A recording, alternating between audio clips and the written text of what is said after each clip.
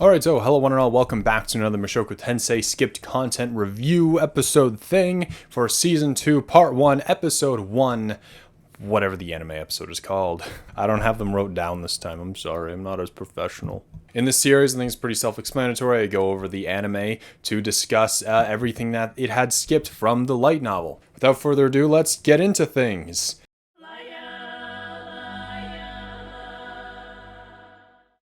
So we start off with the anime with Rudius traveling with Counter Arrow. However, we get a bit more details on the situation. They're currently in the Worm Whiskers, which is a forest that separates the Kingdom of Asura's northern border from the Red Worm's upper jaw and takes multiple days to travel through.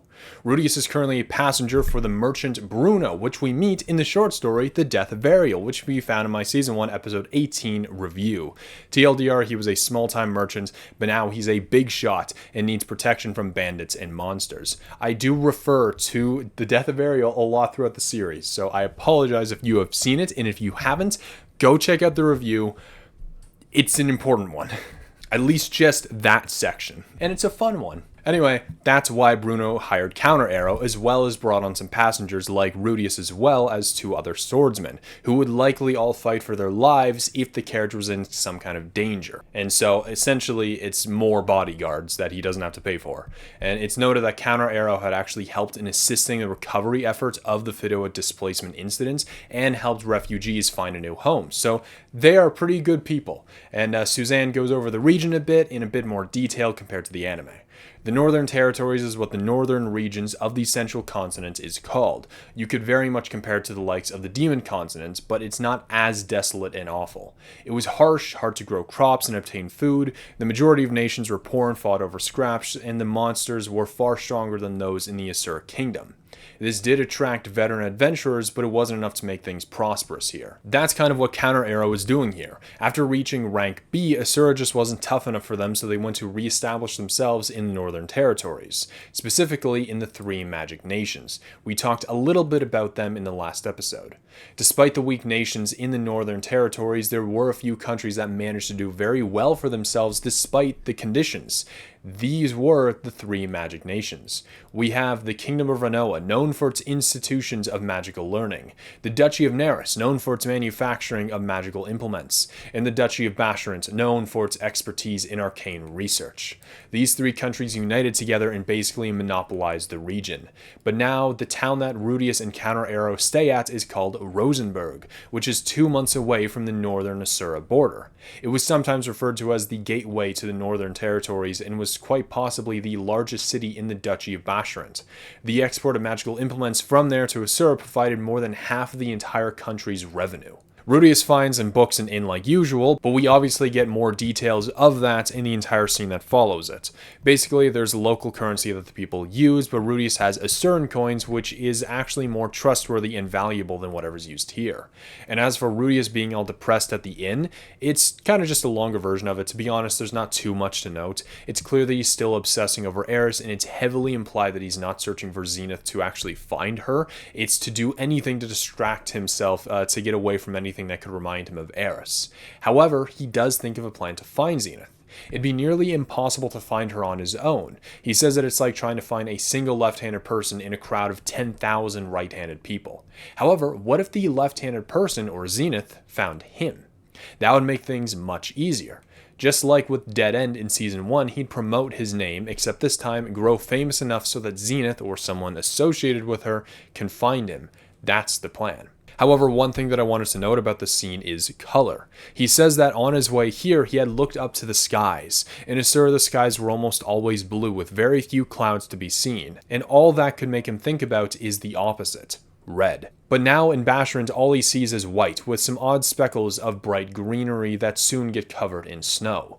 To reword all of that, he looks up to Roxy and follows her guidance, however is only reminded of Eris along the way. But now that he's in the Northern Territories, he's going to find Sylphie, but with the grass and the trees being covered up, all that's left is white, like her hair. I really like that. I wonder if that's why Season 2's opening went very heavy into the birds and the color theory going on there, because maybe they took inspiration from this. It's very cool. The anime does a lot good. It does a lot iffy, but It tries. The anime does, and there's a lot of effort put into it, and I love it for little things like this. Anyway, it's the next day, and Rudius disbands Dead End and picks out a quest to take on. There were very few A and B tier quests in other places on the central continent. However, in the Northern Territories, that was certainly different. There were 3 quests that piqued his interest. A rank, slay the Luster Grizzly pack at Lake Kukuru. B rank, guard a major logging operation in the Hadra forest. And the third one is B rank, escort a caravan transporting goods to the Duchy of Neris. The last one is probably referring to Bruno, him going to the Duchy of Neris next, which is kind of cool. But anyway, Rudius obviously picks the A rank one, and Counter Arrow buddies up with him. Suzanne says that if Rudius wants to get his name knows, no one cares about a solo adventurer. Like, unless you're Roxy, I guess. And so joining up with many different parties would be a good way to get your name out there. And that's a bit more of an evolved plan that Rudius decides to follow from here on. And now the next morning, Rudius wakes up early and waits for Counter Arrow. And so, now normally I don't want to go into like excessive detail like what I'm about to do, but in the anime, Suzanne initiates the handshake, while in the light novels, it's Rudius that initiates it. I think this is important to bring up because it implies that Rudius is putting on his mask in the scene much more than he's shown in the anime. And by a mask, I mean his like overly polite and happy persona whenever he's uncomfortable and emotionally backed into a corner. Many characters have noticed this, like Jalil, Soldat, and Fitz later on. The more formal and polite Rudius is, the more of a wall he puts between him and whoever he's speaking with, and I think that's very interesting and kind of good to point out here. But when introducing themselves, we get a bit more information on Mimir and Patrice. Mimir is the healer and is intermediate rank in healing and beginner rank detoxification. Patrice is a warrior mage but only knows beginner rank wind spells. From there, after 3 days of travel, they arrive to just a couple hours away from Lake Kukuru. They go over the battle strategy as Rudius tries to protest his position as Sarah gets mad at him. We find out that Timothy has a big cock and that Sarah is an absolute prodigy when it comes to bowmanship. Apparently, mainly due to spellcasters and mages, archers aren't too common in this world. This is due to the fact that the average mage could fire more attacks than the average archer, plus a mage's ammo is weightless while an archer's is determined by how many arrows they can carry. However, Sarah was no average archer. She could fire 5 arrows at once and land a headshot with each of those, and she was still young too, and certainly her skills only get better as time goes on. And so all of her exceptional skill outweighs all of the disadvantages that being an archer has. And although it isn't skipped content technically, I did want to just restate that one of Timothy's teachers at whatever school he went to was a silent spellcaster just like Rudius.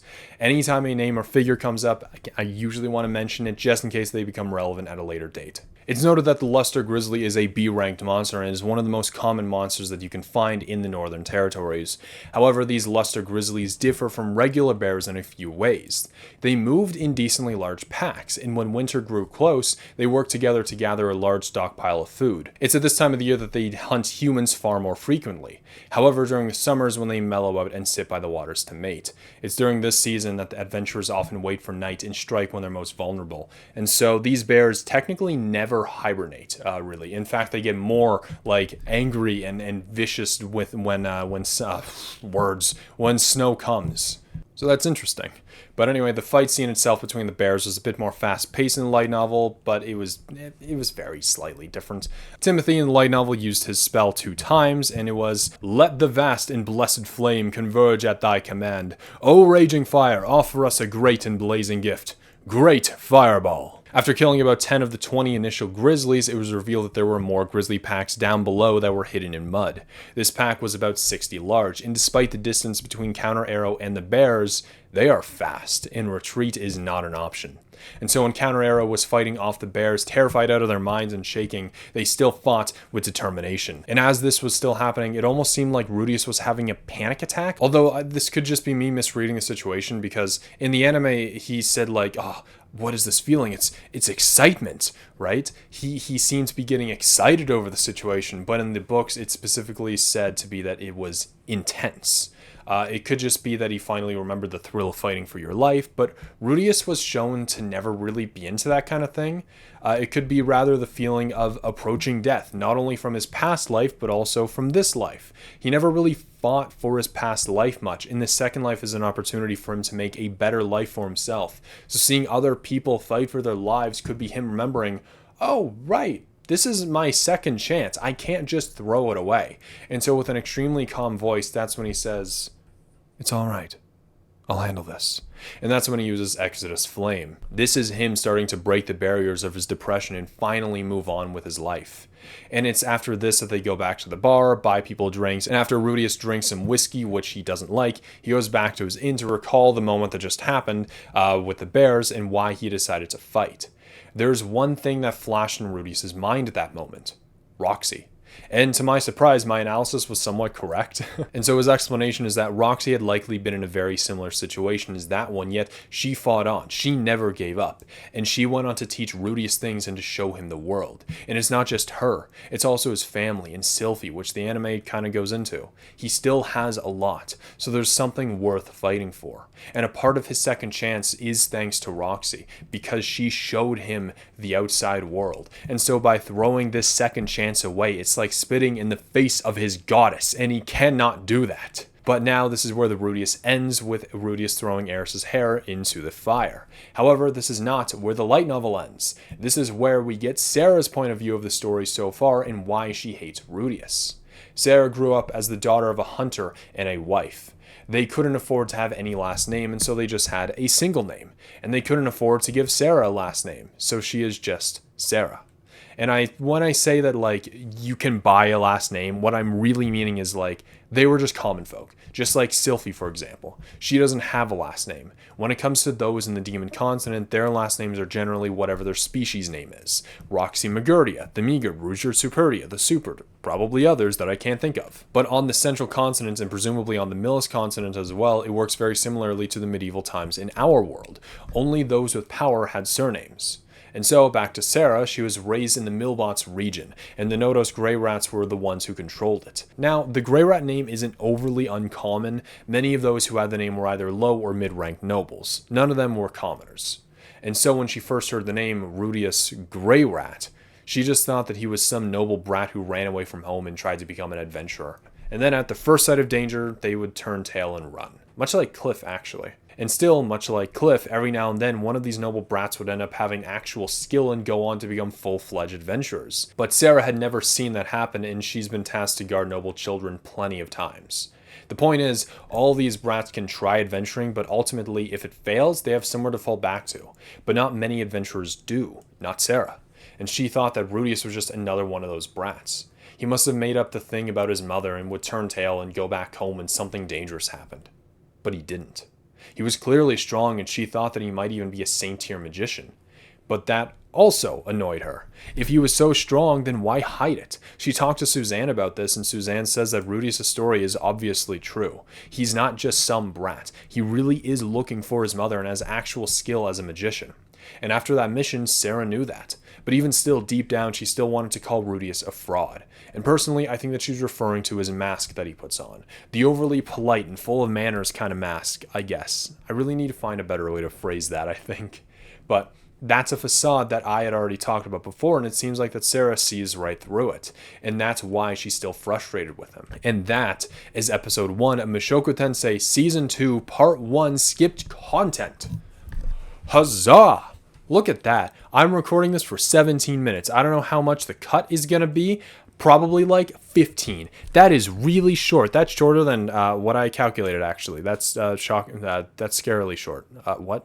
I think I am talking a bit faster this time, though, so I need to slow down. This is a bit of a new recording format for me. Again, I mentioned it last time, but I have a clicker. This isn't a Joy-Con. Don't look at the Pokemon on there. That's not no. That's not a Joy-Con. It's not a Joy-Con. And so I'm reading off a teleprompter because I cannot remember paragraphs for the life of me, and I have a huge ass script, and it's I normally record things with just like bullet points, and then I just go through that. But when it comes to stuff like this, I can't really bullet point them down. So. There's just too much information to deal with. And so with this, I have a teleprompter thing set up, and I have this as a clicker to allow me to read it at my own pace, but it's still a little bit to get used to. So hopefully, I'll bear with me. This is a learning process for me as well. So I just want to make the most enjoyable content for you guys. Although I am being very extra lazy in the editing department because I don't think that I'm going to be putting many images in this. So this is more of a podcast for you guys. Just know, I'll only be putting images in when I have to, okay? I apologize. Anyway, with that, I hope you enjoy this video, and subscribe for more Mushoku Tensei content, and I will see you in the next video. Goodbye.